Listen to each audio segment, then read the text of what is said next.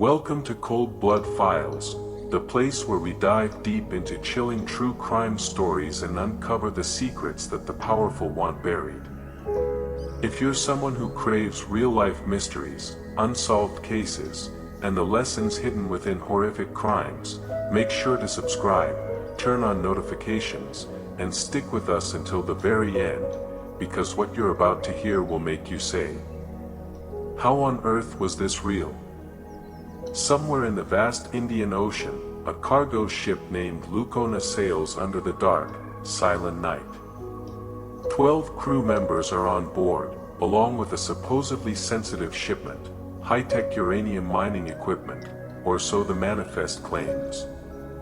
Suddenly, a thunderous explosion shatters the calm. The ship splits in two. 6 men die instantly. The others are left clinging to life in the middle of nowhere. But this was no accident. This was murder, calculated, deliberate, and meticulously planned. And the man behind it? Not a pirate. Not a terrorist. But a wealthy businessman, a beloved socialite, and the well-connected owner of one of Vienna's most prestigious pastry shops. His name was Udo Proksch. But this wasn't just about insurance fraud.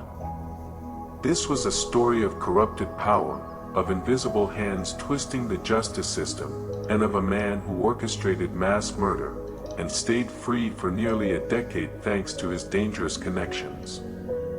The Lucona case isn't just an Austrian tragedy.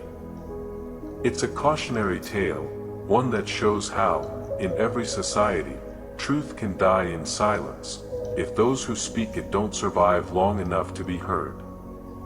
Stay with us until the end of the video to uncover. Why would Udo Proksch, a man who seemingly had it all, kill for money? Who were the high-ranking politicians that shielded him? And what finally brought this untouchable monster crashing down? If you believe power can't protect evil forever, this story will make your blood boil, and your spine shiver. Let's descend into the shadows, where death is disguised as misfortune, and a smiling man in a designer suit turns out to be one of the most cold-blooded killers of modern Europe. To understand the tragedy of the Lucona, we first have to understand the man behind it, Udo Proksch. Because this wasn't your typical criminal. He wasn't a street thug or an arms dealer lurking in the shadows. He was the life of the party in Vienna's elite social circles, a man of enormous charisma, and perhaps most importantly, someone who knew how to manipulate the game. From patisserie to power. Udo Proksch was the owner of Demel, the world-renowned Viennese pastry shop frequented by the city's elite, and even royalty. He wasn't just a businessman. He was a symbol of eccentric luxury, known for his flamboyant style, bizarre glasses, and a taste for the extravagant.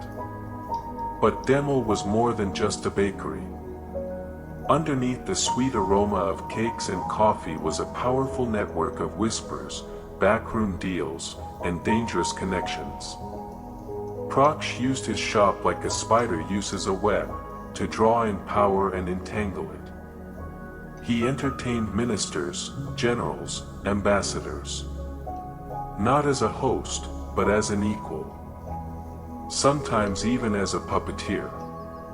The double life. By day, he was the quirky entrepreneur with an artistic flair. By night, he was something else entirely. Rumors swirled around him for years. Illegal arms deals, espionage, influence peddling. He was the kind of man who always knew someone who could take care of things. He once boasted that if he ever killed someone, the Austrian government would help cover it up. At the time, people laughed. Later, no one did. A mind built for deception. There's a particular type of criminal that doesn't just enjoy the act, he enjoys getting away with it. Proksch wasn't a man driven by desperation. He wasn't trying to feed a family. He was driven by narcissism, thrill, and control.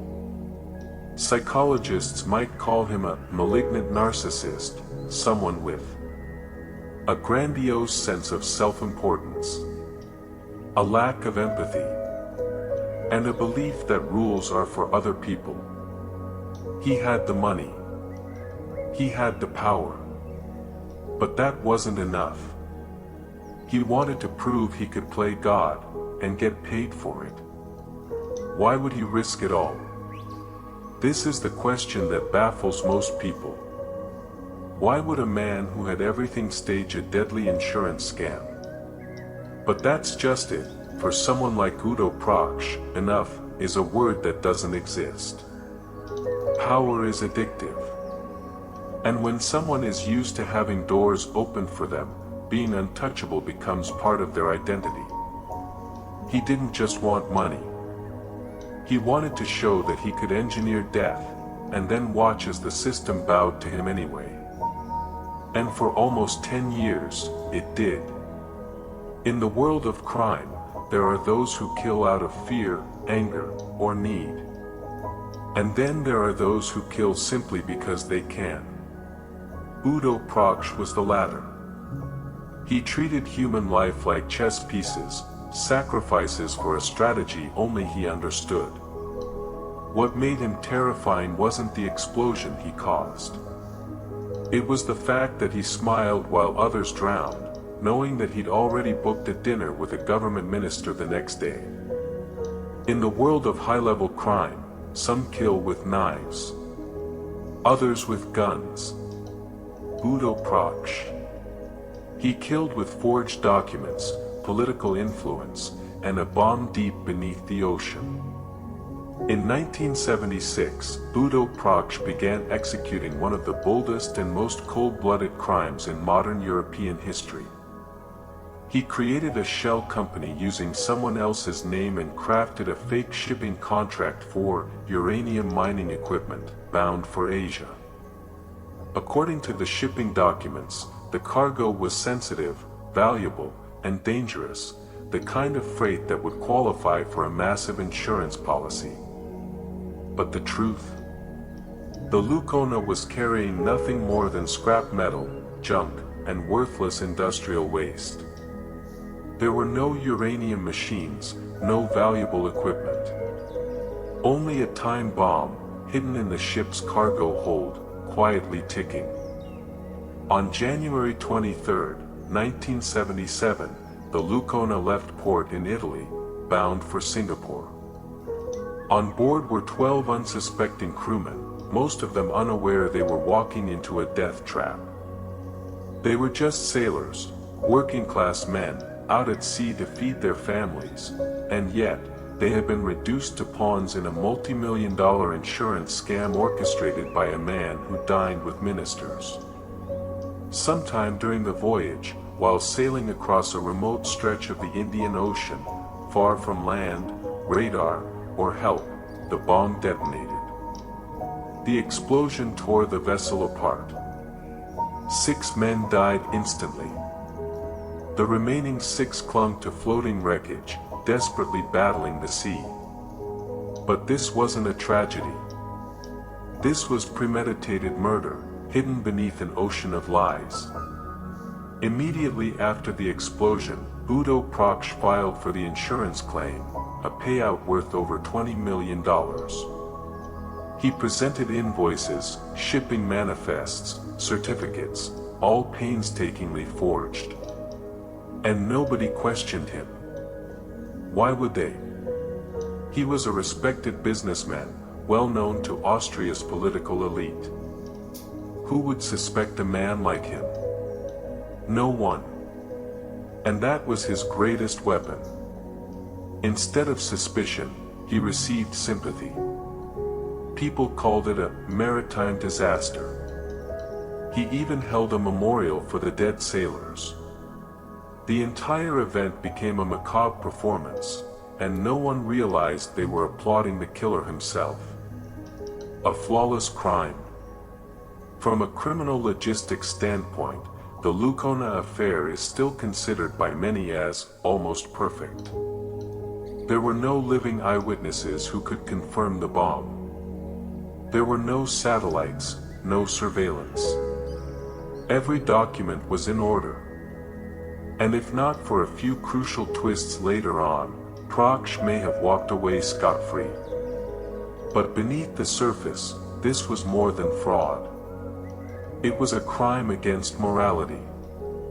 Not just murder, but cold-blooded, calculated murder executed with surgical precision and emotional detachment. He didn't kill out of rage. Not out of self-defense. He killed for money. For dominance. And maybe, for the thrill of watching the world obey him even as he killed. The Lucona wasn't just a maritime tragedy. It was proof of a bitter truth. When money and power shake hands, human life becomes cheaper than forged paperwork. It was no coincidence that Udo chose a remote sea route. No coincidence that there were no monitoring systems. And certainly no coincidence that a businessman was fully prepared to carry out an oceanic bombing as if he'd done this before. We witnessed how cold-blooded Udo Proksch was, a man who had no qualms about blowing up an entire ship with 12 souls aboard just to cash in on an insurance scam. But what made the Lucona case a decade-long nightmare wasn't just the explosion. It was the eerie silence that followed. A terrifying question emerged. Why wasn't a man who committed mass murder investigated, charged, or even questioned? The answer was simple. And chilling. Because he had power. And he knew how to buy silence with wine glasses at political banquets. Udo Proksch wasn't just a businessman. He was a political insider, deeply entrenched in the ruling Austrian Social Democratic Party, SP, at the time. He had married a powerful politician. He had close ties to the defense minister, the interior minister, the foreign affairs ministry, even Austrian intelligence.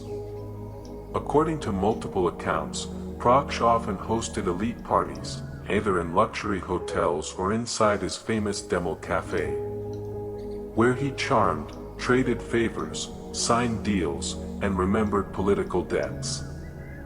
Right after the Lucona explosion, a few maritime investigators in Austria noticed something wasn't right. The cargo documents looked suspicious. The shipping route was illogical.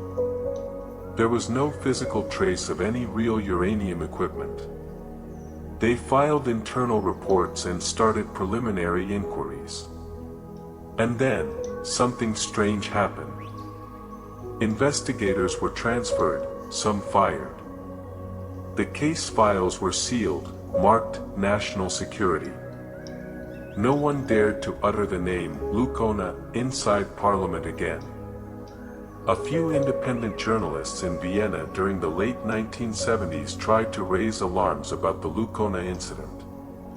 But all articles were rejected. Some papers that dared to publish were forced to retract, accused of defaming an honored citizen. One veteran reporter recalled, "Writing about Proksch back then was like submitting your resignation letter." The Lucona case became a textbook example of how a system can transform into a shield for evil when those who control it have lost their sense of integrity. When a man like Udo Proksch is best friends with the Minister of Defense Karl Lutgendorf, has ties to the police and intelligence networks, regularly parties with parliament members, he doesn't need to kill in secret. He can murder openly, and have the government protect him. This wasn't just corruption. It was a malignant tumor within the state. Udo Proksch's greatest weapon wasn't money. It was the fact that people feared him. Not because he was a gangster, but because he represented a system no one dared to confront. And when justice fears, evil becomes immortal.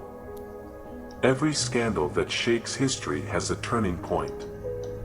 For the Lucona case, that moment came when one man, out of hundreds who stayed silent, dared to speak up. And that man wasn't a police officer, not a judge, not a victim, but a journalist and member of parliament, Peter Pilz. Peter Pilz was a prominent figure in the Green Party, Die Grünen, a small opposition party in Austria. Originally a philosopher and investigative journalist, he entered politics driven by one principle: radical transparency and justice. When he heard the word Lucona, he didn't see it as just another ship explosion. He sensed something deeper, the stench of systematic deception. Through whispers from maritime insiders and leaked documents, Pilz started digging. And what he found shook even him. With access to internal leaks, Pilz obtained original documents related to the Lucona shipment. What he uncovered: the transport documents for the uranium processing plant were completely fake. Technical records were fabricated, never verified. The shipment had been approved and signed off by the Austrian Ministry of Defense, personally by Minister Karl Ludgendorff. Piecing it all together, Pilz realized this was not just a scam. It was state-protected mass murder. In 1985, during a televised session of Austria's parliament, Peter Pilz walked to the podium, opened a folder of documents, and exposed the entire Lucona conspiracy in front of the entire nation. He didn't hold back. He named Udo Proksch, the mastermind; Karl Ludgendorff, the minister who faked the approvals; the Interior Ministry, for willfully ignoring reports. The parliament was stunned. Austria was stunned. A government once thought unshakable was suddenly on edge. Following Pilz's bombshell speech, Austrian media could no longer stay silent. The next day, every major newspaper headlined: Lucona, the truth hidden for 10 years. Investigations were reopened. A special prosecutor was assigned. An international warrant was issued for Udo Proksch, who had long since escaped to the Philippines. What makes this part so unforgettable isn't just the unveiling of facts, but the moral lesson that comes with it.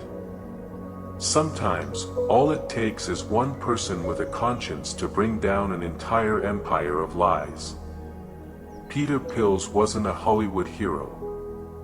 He was a man who believed in truth and refused to let innocent blood be washed away with political wine and handshake deals.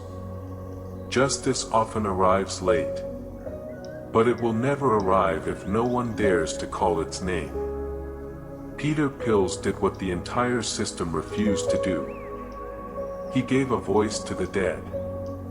They didn't die just because a bomb exploded at sea.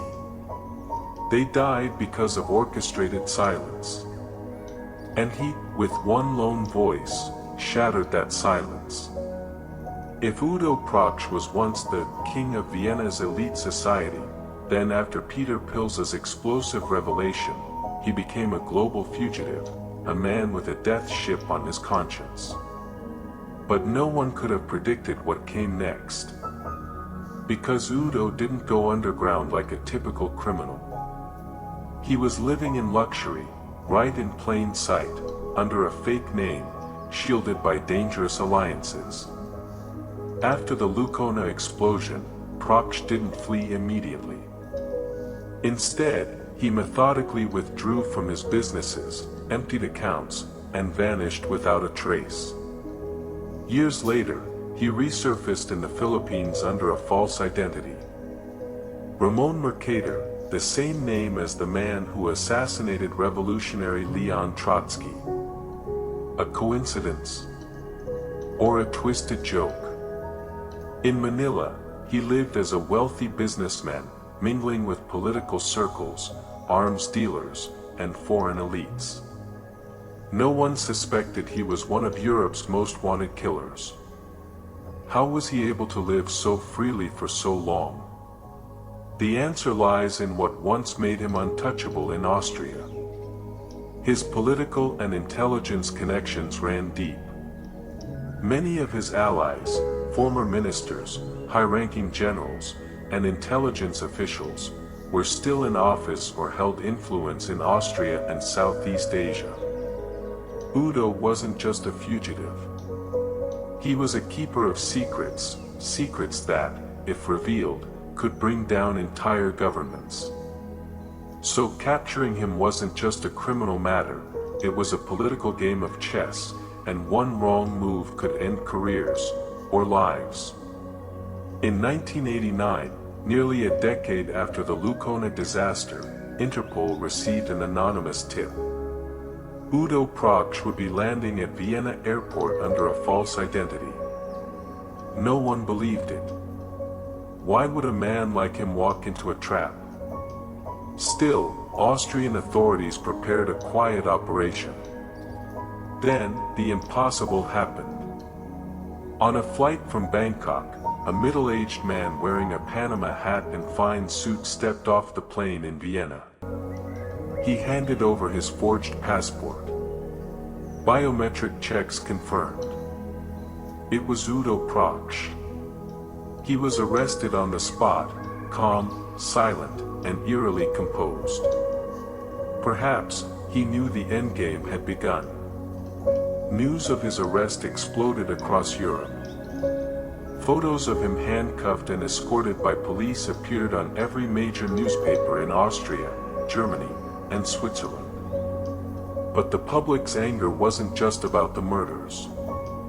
They were enraged because they had been betrayed by the government, the justice system, and every official who looked the other way for 10 years.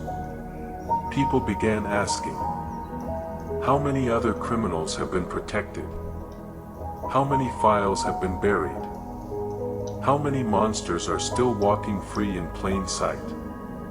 What's most chilling about the Lucona case isn't just the explosion at sea. It's the fact that a man could commit mass murder and then live like a celebrity, because those in power chose to protect him. Udo wasn't a crazed serial killer. He was a symbol of systemic rot, a man who knew how to manipulate politics, law, and loyalty to serve his darkness. I'm not afraid of prison. I'm only afraid people will forget why I'm there. A quote Proksch allegedly said in prison. A terrifying sentiment, yet also a warning. In the end, truth resurfaced. And for anyone who believes that wealth, connections, or status can bury crimes forever, Lucona is the counterexample. You can outrun the law for years, but you cannot outrun the truth. When Udo Proksch was extradited back to Austria, the entire nation held its breath. He was no longer the flamboyant socialite or political insider. He was now a man standing before the court, forced to face the unforgivable crimes he had orchestrated. In 1991, the official trial began. Security was at its highest. Every day, hundreds gathered outside the courthouse, desperate to catch a glimpse of the so-called Lucona monster, finally facing justice. Inside, the families of the victims sat silently, holding framed photographs of their lost loved ones, men who had died for nothing more than greed and cold-blooded deception. From the very beginning, Udo denied planning murder.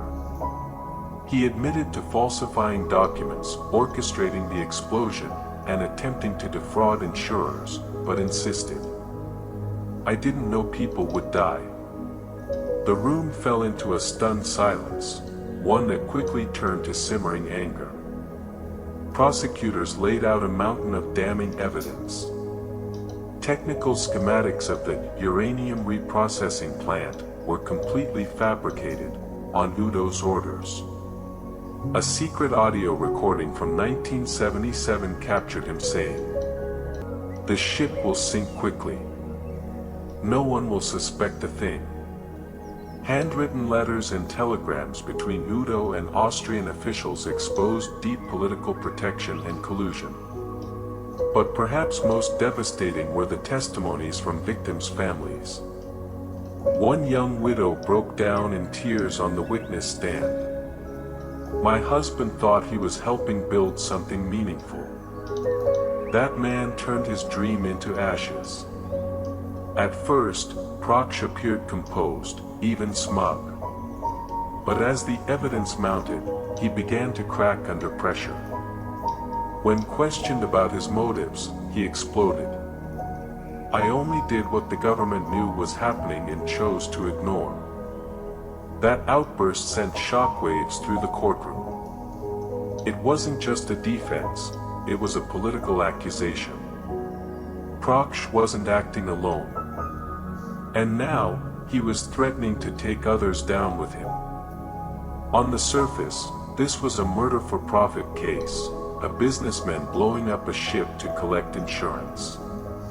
But in truth, it was a trial of an entire corrupt system. A system where a fake nuclear facility could be approved without any inspection. Defense ministers signed off on documents they never read. Police investigations mysteriously went cold. The Lucona case didn't just expose a killer.